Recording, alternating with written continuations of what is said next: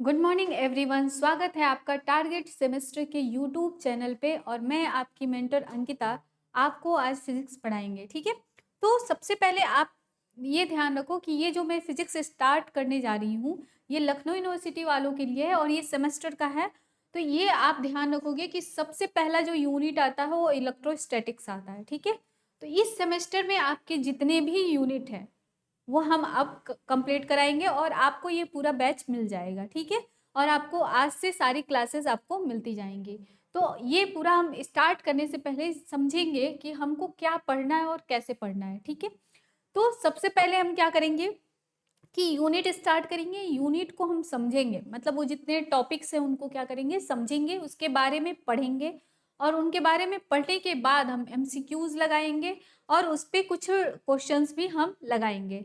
साथ ही आपको इसका पूरा नोट्स मिल जाएगा पीडीएफ, जो आपको दोनों ही लैंग्वेज में मिलेगा, हिंदी और इंग्लिश। ठीक है, तो दोनों ही लैंग्वेज वाले बच्चों के लिए दिक्कत नहीं है।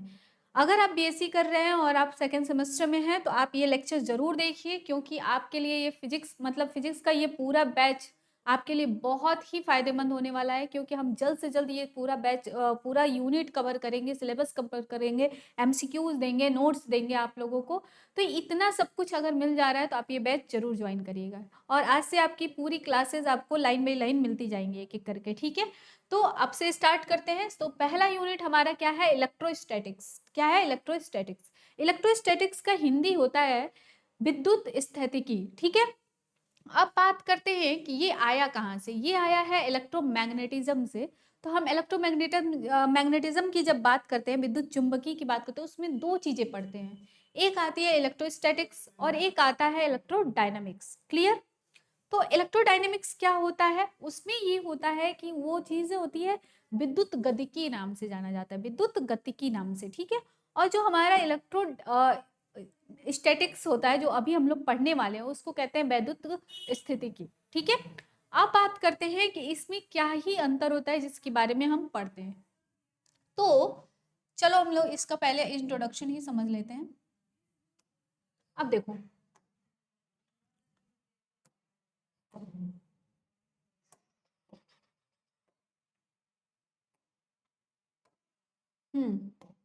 तो मान लो हमने बताया अभी कि इलेक्ट्रोमैग्नेटिज्म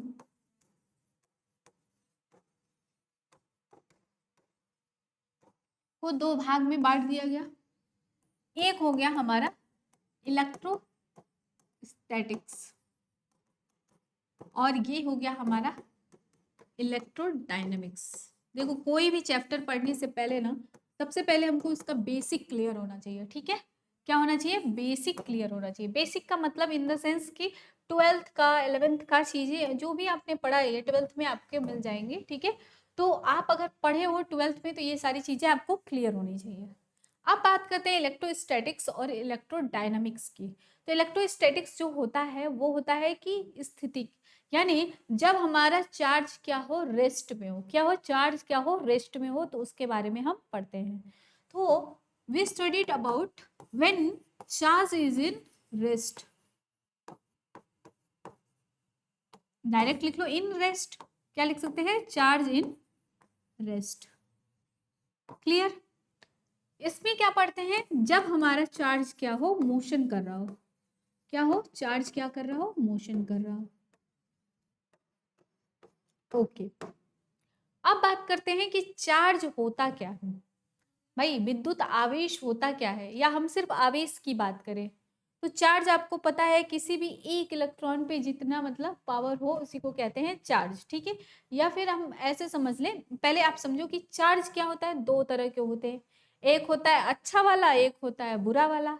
अच्छा वाला सेंस इन द पॉजिटिव और निगेटिव वाले को क्या कहेंगे, बुरा वाला। ठीक है, तो आप ऐसे भी उसको क्या कर सकते हो, डिस्क्रिमिनेट कर सकते हो, भेदभाव उसमें दिखा सकते हो कि अच्छा और बुरा। मैंने डिस्क्रिमिनेट क्यों कहा, क्योंकि मैंने उसको अच्छा और बुरा से क्या किया, उसमें भेदभाव दिखा दिया। जबकि ऐसा नहीं हुआ है, वो क्या है, एक पॉजिटिव होता है एक निगेटिव होता है। यानी जिसके पास इलेक्ट्रॉन्स की मात्रा ज्यादा है, संख्या ज्यादा है, वो क्या होता है, निगेटिव चार्ज होता है। और जिसके पास जस्ट उल्टा इलेक्ट्रॉन्स की संख्या कम होती है उसको हम क्या कहते हैं, पॉजिटिव चार्ज। ठीक है, इतना ओके। अब देखो बात करते हैं कि जो हमारा चार्ज है वो क्या होता है, दो तरह का होता है।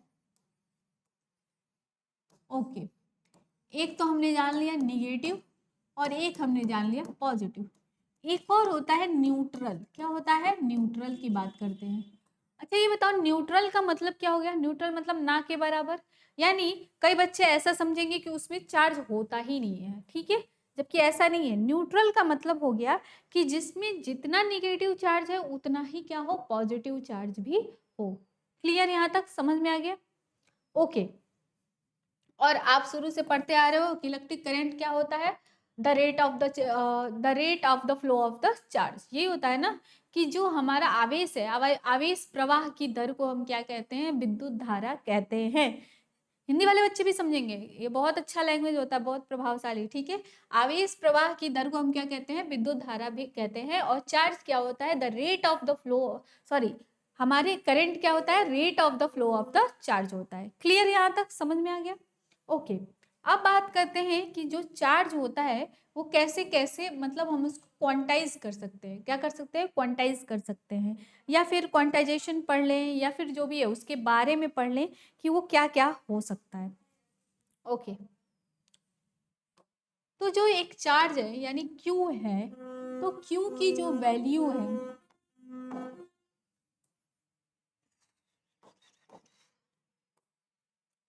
अब देखो, जो Q की वैल्यू है, चार्ज की जो वैल्यू है, ये क्या हो सकती है, ये इंटीग्रल होनी चाहिए। क्या होनी चाहिए, इंटीग्रल। इंटीग्रल का मतलब इंटीजर, ऐसे लिखो, इंटीजर होनी चाहिए। क्या होनी चाहिए, इंटीजर होनी चाहिए। अब इंटीजर इन द सेंस क्या हो सकता है, कि इंटीजर इन द सेंस कि ये प्लस में भी हो सकती है और ये माइनस में भी हो सकती है। जैसे हमने बोल दिया +2Q, ठीक है, -2Q, इस पे बोल दिया -3Q, ठीक है, इस पे बोल दिया, मतलब ये जो भी है प्लस में माइनस में, ठीक है, +4Q, -5Q, ये सब क्या है हमारा, देख रहे हो इसके सामने जो है प्लस और माइनस है, यानी ये इंटीजर होना चाहिए। यानी जो हमको फॉर्मूला मिला था वो क्या था, quantization, Q into n into e, ठीक है। ई क्या था हमारा, कि एक चार्ज पे कितना पावर है, ठीक है, यही था ना। तो 1.6 इंटू 10⁻⁻19 कूलम, ठीक है। एन क्या हो गया हमारा, एन जो हो गया ये हो गया नंबर ऑफ इंटीजर्स। क्या हो गया, इसको लिख सकते हो नंबर ऑफ इंटीजर्स, ठीक है। ये क्या है, हमारा चार्ज है। यानी ये फॉर्मूला को अगर हमको सही तरीके से लिखना है तो क्या लिख सकते हो, Q is equals to plus minus n into e. यानी इसमें जरूरी है कि जो n है, n की वैल्यू क्या होनी चाहिए, इंटीजर होनी चाहिए, ठीक है। प्लस होनी चाहिए या माइनस होनी चाहिए, पर इंटीजर होनी चाहिए। यहाँ तक समझ में आ गया? अब बात करते हैं कि जो हमारे क्वांटाइजेशन होता कैसे है। जैसे मान ले कि एक तो हो गया, मान लो कि अभी मैं आपको एग्जांपल से समझाती हूँ। एक हो गया कि बाई कंडक्शन, कहने का मतलब कि अगर हम क्या करें कि उनको कनेक्ट करें एक दूसरे में, एक कनेक्ट करें। तो मान लो कि हम क्या कर रहे हैं कि एक निगेटिव चार्ज ले आ रहे हैं। आप हेडिंग डाल लो यहाँ पे, क्या डाल सकते हो, quantization of the charge, quantization of charge. अब मेरी बात ध्यान से सुनना, क्वांटाइजेशन ऑफ चार्ज कितने तरीके से हो सकता है। पहला क्या होना चाहिए, बाई कंडक्शन। क्या होना चाहिए, बाई कंडक्शन, ठीक है। ध्यान से समझना, मान लो कोई एक बॉडी है, एक सिस्टम है, और वो क्या है, बहुत चार्ज है, मतलब उस पर क्या है, निगेटिव चार्ज है। मान लो कि उस पर इलेक्ट्रॉन्स की मात्रा है, चार्ज है, ठीक है। हमने क्या किया, एक दूसरा ले आया और वो क्या है, न्यूट्रल है। ये क्या है, न्यूट्रल है। तो ये क्या हुआ, इस पे बट गया, और ये जाने के बाद क्या हुआ, जब इसको हमने कंडक्ट किया, मतलब एक साथ इसको लगाया, तो इस पे भी कुछ चार्ज आ गया और इस पे भी कुछ चार्ज आ गया, ठीक है। यानी इस अकेले पे जितना चार्ज है इतना ही चार्ज इन दोनों पे मिलके हो जाता है। समझ में आ गया? तो ये क्या हो गया, बाई कंडक्शन। दूसरा, क्वांटाइजेशन ऑफ चार्ज किसके अकॉर्डिंग होता है, एक होता है कि अगर हम कह लें कि बाय इंडक्शन, क्या कह सकते हैं, बाय इंडक्शन, ठीक है। तो दूसरा आप यहाँ पे लिखो, बाय इंडक्शन, ठीक है। अब बाई इंडक्शन समझो कैसे होता है। बचपन में आपने बहुत देखा होगा कि आप क्या करते थे, अपना स्केल अपने बाल में ऐसे रब करते थे, और रब करने के बाद आप क्या करते थे, पेपर को ऐसे उठाते थे। ठीक है, पेपर ऐसे उठा रहे हो, तो जब पेपर आप ऐसे उठा रहे हो तो वो पेपर क्या हो रहा है कि अपने आप ऊपर चला आ रहा है, उससे क्या हो रहा है, कनेक्ट होके वो अपने आप ऊपर आ जा रहा है। कैसे आ रहा है, यही चीज यहाँ पे समझेंगे। वो होता है बाई इंडक्शन। क्या होता है, बाई इंडक्शन। देखो ध्यान से कैसे, कि मान लो कि हमने क्या किया, एक न्यूट्रल बॉडी ले ली, ठीक है, और एक हमने ले लिया निगेटिव चार्ज वाली बॉडी। भाई ये निगेटिव चार्ज है और ये क्या है, न्यूट्रल है। और अभी अभी हमने आपको ये बताया कि न्यूट्रल का मतलब होता है कि उसमें बराबर मात्रा में प्लस चार्ज होगा और ये माइनस चार्ज होगा। ठीक है, यहां तक समझ में आया। जब हम इसको पास लेके आए, जब इसको इसके पास ले आ रहे हैं, ठीक है, तो जब ये पास में जाएगा तो ये ऐसे होगा। देखो फिगर के माध्यम से समझो। अभी ये क्या हुआ, ये पास में गया, और जब हमने इसके पास गया तो ये निगेटिव चार्ज जो है यहाँ पे आया।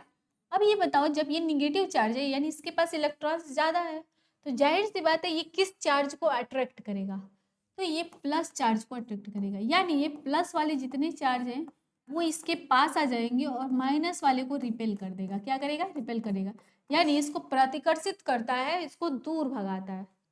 आपने ऐसे सुना होगा ना कि दो अलग कैरेक्टर के लोग होते हैं, उनमें बहुत अच्छा अट्रैक्शन हो जाता है। ठीक है, तो वैसे ही यहाँ पे भी है, दो अलग कैरेक्टर के चार्ज हैं, एक प्लस है और एक माइनस है, उन्हीं में अट्रैक्शन होता है। ठीक है, जो दो एक तरह के लोग होते हैं तो उनमें भी कुछ बनता नहीं है अच्छा खासा। ठीक है, तो वैसे ही यहाँ पे भी है कि अच्छा खासा यहाँ पे दूरी दिख रही होगी आप लोग को कि माइनस और माइनस क्या है, दूर है। ठीक है, तो ये वाला माइनस आप देख रहे होंगे कि यहाँ पे दूर है। आप क्या करेंगे कि इंडक्शन से ये प्लस चार्ज यहाँ आ गया, माइनस चार्ज यहाँ आ गया। ठीक है, अब यहाँ पे एक कंडक्शन लगाएंगे, मतलब एक चार्ज, कंडक्टिंग बॉडी। क्या लगाएंगे, कंडक्टिंग बॉडी।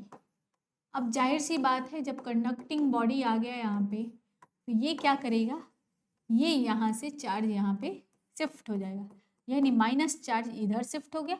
अब कैसे फिगर बना, ये हो गया माइनस और ये हो गया हमारा प्लस। ठीक है, ये पूरी बॉडी प्लस हो गई और ये जो हो गई हमारी माइनस हो गई। ठीक है, तो ये ऐसे हमारा शिफ्टिंग हो गया। यही प्रोसेस होता है जब हम यहाँ पे ऐसे हीट किए, थर्मल एनर्जी, काइनेटिक एनर्जी, हम क्या कर रहे हैं, मेहनत कर रहे हैं ना। काइनेटिक एनर्जी क्या हुई हमारी, चेंज हुई थर्मल एनर्जी में।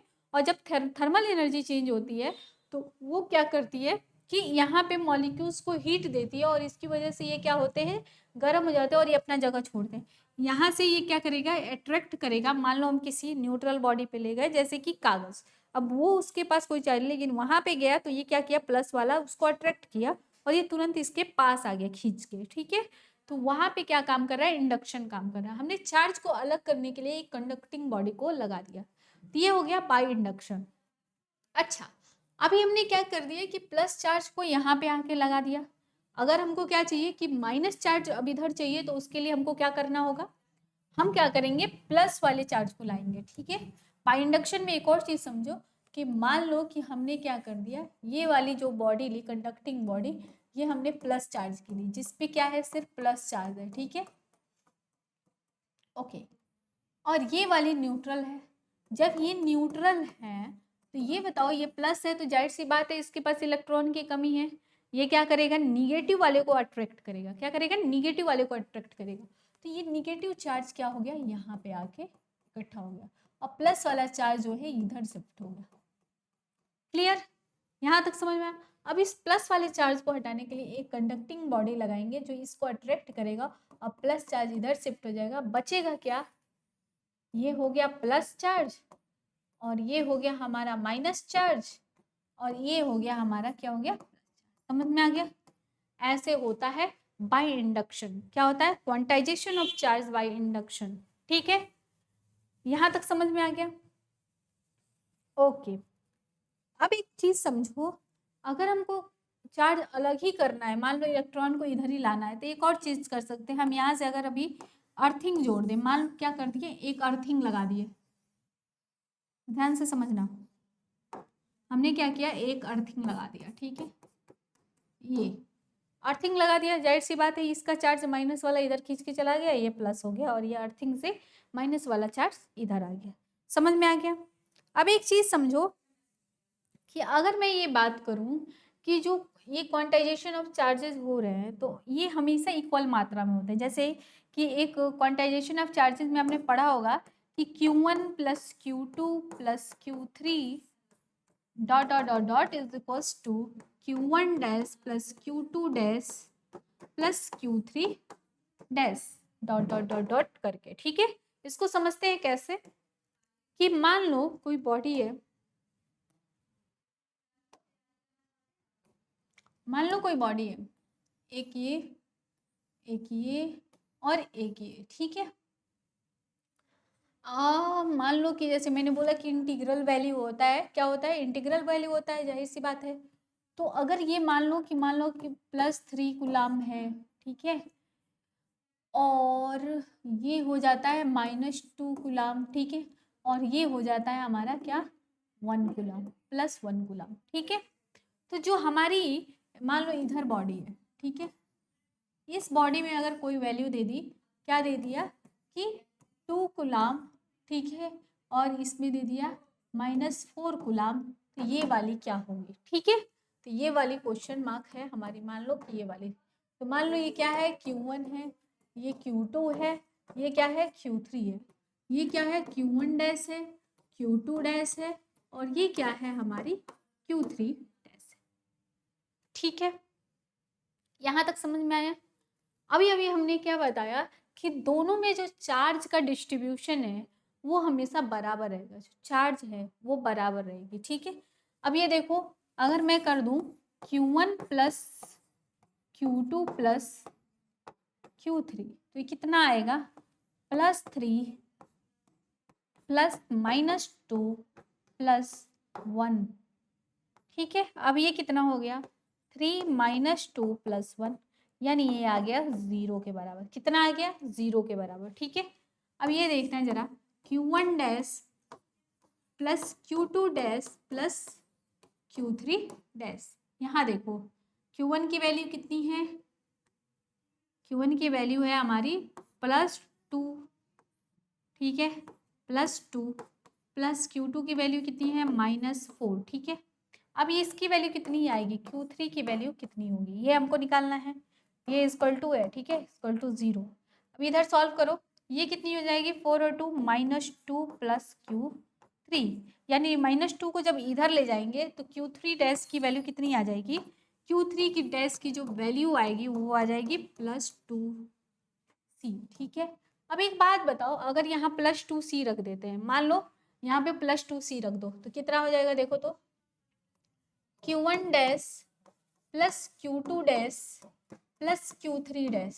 ठीक है, ये कितना हो जाएगा? 2C plus -4C plus +2C। ठीक है, ये कितना हो गया? 2 -4 प्लस 2। ठीक है, ये कितना हो गया बताओ तो? ये 2 हो गया, 4 - 4 इज टू 0। कितना आ गया? ये 0 के बराबर। आप देख सकते हो कि Q1, Q2 और Q3 की जो वैल्यू है वो Q1 dash plus Q2 dash plus Q3 dash के बराबर है। ठीक है, अब बात करते हैं हम चार्ज डेंसिटी की। चार्ज डेंसिटी, आप उसका मतलब समझ रहे होगे हिंदी में, आवेशों का घनत्व। क्या होता है? आवेशों का घनत्व। तो एक तो हमारा होता है एक सरफेस पे, एक होता है इंटीग्रल, देख लेते हैं, और एक होता है वॉल्यूम चार्ज डेंसिटी। ठीक है, तो हम जो बात करेंगे पहले लीनियर चार्ज डेंसिटी की बात करते हैं।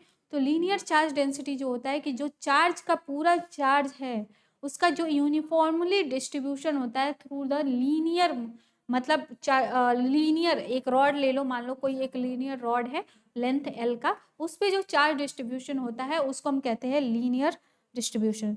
तो आप जानते हो कि जाहिर सी बात है, अगर कोई भी हम लंबा सा रॉड ले तो उसकी लेंथ अगर मान ले x मान लो, l मान लो, कुछ भी मान लो, तो जाहिर सी बात है चार्ज अपॉन l हो जाएगा। ठीक है, आपको भी पता है डेंसिटी का क्या होता है? Mass upon volume. अच्छा, मास से मुझे याद आया कि जब चार्ज ट्रांसफर होता है ना एक बॉडी से दूसरे बॉडी में, तो उसके साथ साथ मास भी ट्रांसफर होता है। क्या होता है? मास भी ट्रांसफर होता है, ये चीज आप याद रखना। ठीक है, जब चार्ज ट्रांसफर होता है एक बॉडी से दूसरी बॉडी में, तो उसके साथ साथ क्या होता है, मास भी ट्रांसफर होता है। ठीक है, मास, क्योंकि हमको पता है कि एक फॉर्मूला होता है m is equals to m naught upon 1 minus v square upon C square under root में करके ऐसे कुछ होता है। ठीक है, जो m नॉट है ये जो है हमारा मास एट द रेस्ट है, और ये मास जो होता है चेंज होता है। ठीक है, मास एट द रेस्ट है, तो जैसे जैसे वो क्या होता है, मास में भी चेंज आता है। ठीक है, जैसे जैसे चार्ज ट्रांसफर होगा एक बॉडी से दूसरी बॉडी में, क्या हो रहा है, वहां पे मास भी चेंज हो रहा है। क्लियर है, यहाँ तक समझ में आया? चलो नेक्स्ट टॉपिक नोट करते हैं हम लोग, चार्ज डेंसिटी की बात करते हैं। किसकी? Charge density.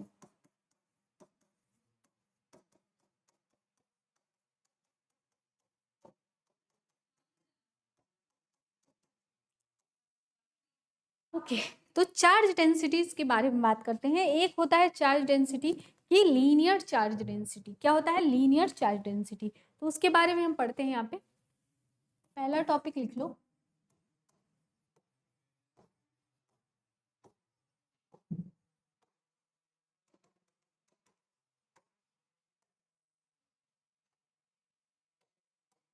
Okay.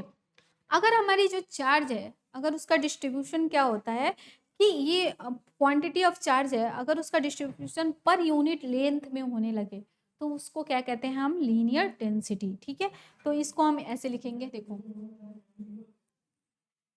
When charge distributed पर unit length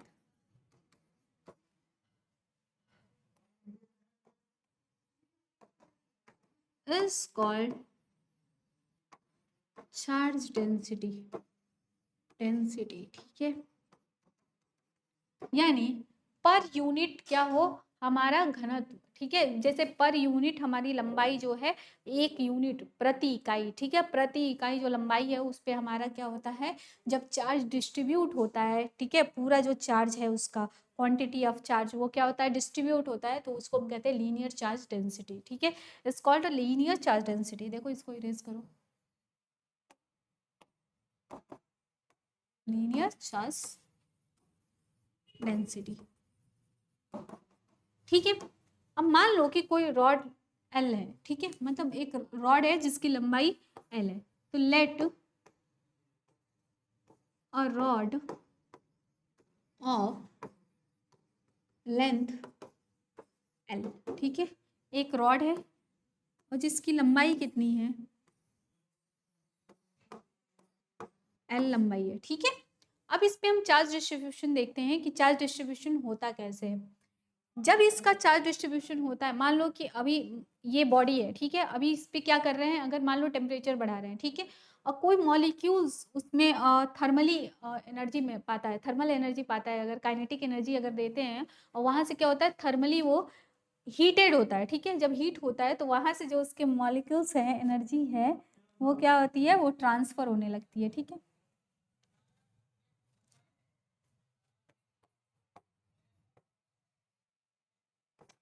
charge is distributed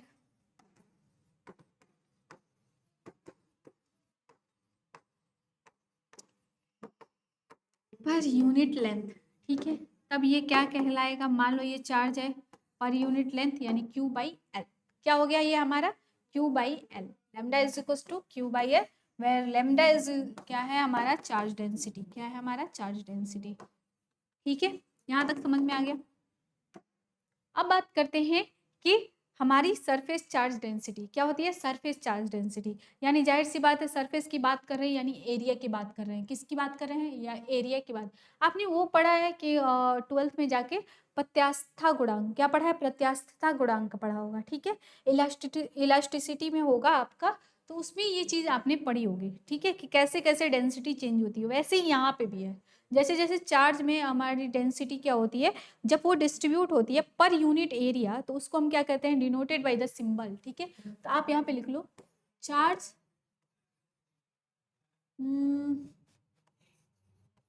density on surface. ठीक है, या फिर ऐसे लिखो,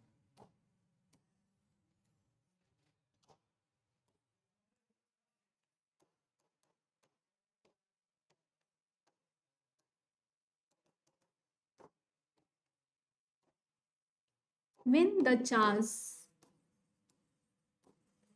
distributed per unit area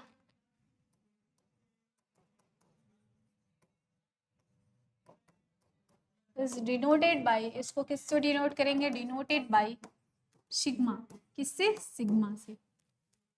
तो इसका क्या हो जाएगा, sigma is equal to q upon a, ये हो गया एरिया, ठीक है।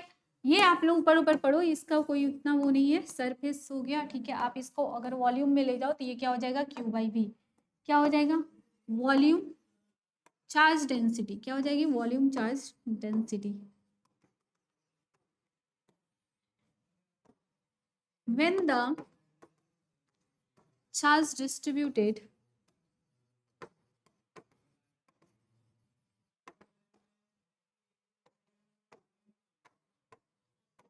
per unit volume is denoted by,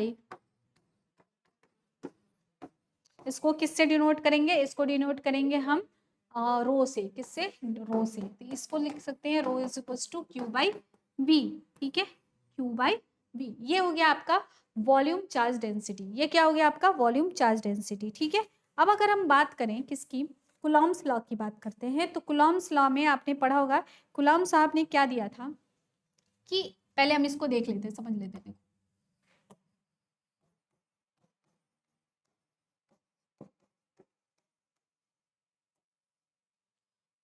ठीक है, तो गुलाम साहब ने बताया था कि कोई भी मान लो कि मैग्नीट्यूड है, तो उस पर मान लो कि दो हमारे चार्ज है, ठीक है, एक Q1 और एक Q2, ठीक। अब Q1 और Q2 का जो मैग्नीट्यूड है वो क्या होता है, उनके जो मल्टीप्लिकेशन है वो डायरेक्टली प्रोपोर्शनल होता है जिस पे फोर्स लगता है, ठीक है। इन दोनों पे जो भी फोर्स लग रहा है, मान लो ये क्या है, ये फोर्स मान लो ये Q1 एक चार्ज है, यहाँ पे देखो समझो, Q1 और Q2, ओके, ये चार्ज है। ये बताओ इधर फोर्स लगेगा F12 किसके अलॉन्ग लगेगा, इधर लगेगा, ठीक है, जाहिर सी बात है। F21 ये किधर लगेगा, ये इधर लगेगा, ठीक है। इन दोनों के बीच का जो डिस्टेंस है वो कितना है, मान लो R है। अब देखो ये जो फोर्स लग रहा है, देख लो किस डायरेक्शन में लग रहा है, इस डायरेक्शन में, और यहाँ वाला फोर्स भी इस डायरेक्शन में लग रहा है। तो जाहिर सी बात है इसका डायरेक्शन सेम है, क्या है, दोनों फोर्स का डायरेक्शन सेम है, ठीक है। तो हम यहाँ पे लिखेंगे जो जो मैग्नीट्यूड है, मैग्नीट्यूड ऑफ द फोर, ये दोनों चार्ज, ठीक है, उसका मल्टीप्लीकेशन क्या होता है, इन पे जो फोर्स लगता है उसके रेशियो, ये होता है force is directly proportional to Q1 into Q2, ठीक है। और force is inversely proportional to 1/r²। जो उनके बीच का डिस्टेंस होता है उसके स्क्वायर का मतलब वो क्या होता है, इनवर्सली प्रोपोर्शनल होता है। यानी अगर हम चार्ज को क्या करें कि जितना दूर रखेंगे वो क्या होगा, उतना ही उन पे फोर्स कम लगेगा, ठीक है। अगर चार्ज हम क्या करते हैं, नज़दीक ले आते हैं, यानी उनके बीच का डिस्टेंस कम करते हैं, तो उस पर फोर्स क्या हो जाएगा, बहुत ज़्यादा बढ़ जाएगा, ठीक है। तो उसके हिसाब से ये उन्होंने ये रूल दिया था। तो इसको अगर हम स्टेट करें एक स्टेटमेंट के द्वारा, तो इसको कैसे लिख सकते हैं कि the magnitude of the forces, magnitude की हिंदी क्या होती है बताओ तो, परिमाण, क्या होता है, परिमाण, force is directly proportional two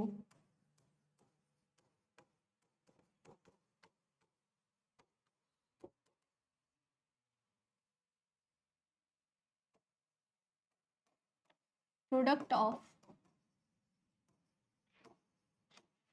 charges and inversely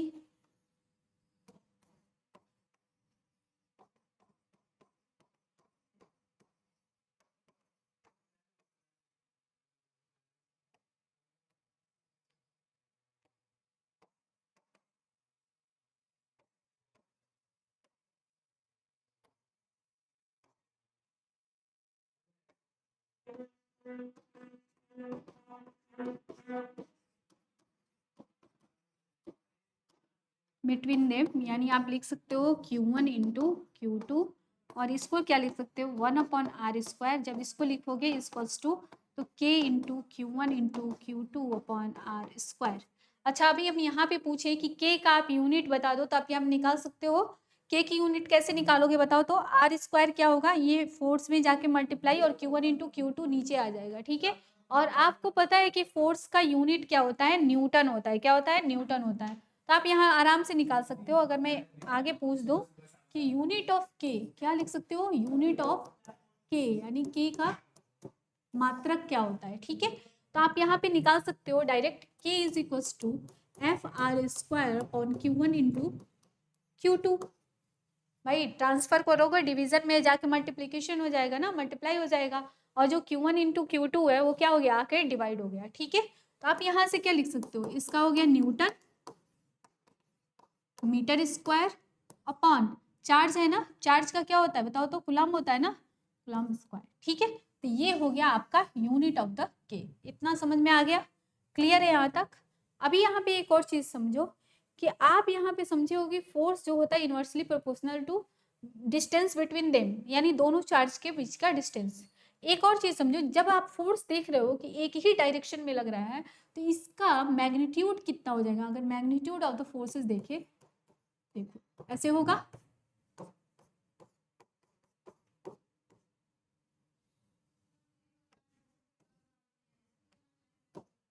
ठीक है, यहां तक समझ में आया? यही चीज उन्होंने प्रूफ किया था, ठीक है।